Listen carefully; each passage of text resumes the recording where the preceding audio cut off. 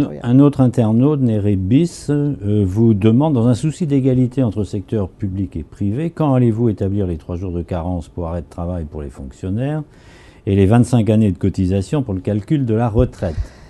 Ça obligerait, si on fait cette égalité, à dire que 77% des salariés du privé perdraient leur jour de carence, qui est couvert aujourd'hui par des systèmes de prévoyance d'entreprise, et 47% des salariés du privé des petites entreprises les perdraient aussi. Est-ce qu'on veut ça? Vraiment.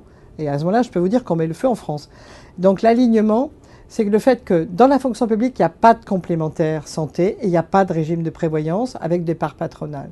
Et si on me demande d'aligner le public sur les privés, alors je serai obligé de faire comme dans les privés, des complémentaires santé. L'accord patronat-syndicat a été signé avec une complémentaire santé et je serai aussi obligé de mettre en place des contrats de prévoyance. Et ça, c'est beaucoup plus lourd que le système qu'on a aujourd'hui où effectivement les fonctionnaires n'ont pas autant de protection que les salariés du privé.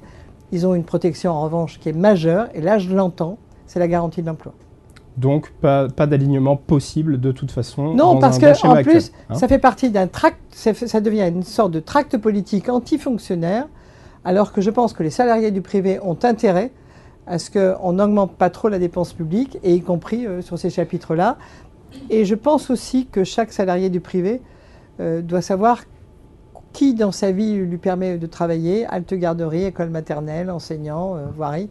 Il y a une sorte de frottement qui est organisé et qui n'est pas serein et qui rejoint un certain nombre de mouvements dont on a parlé au début de l'émission.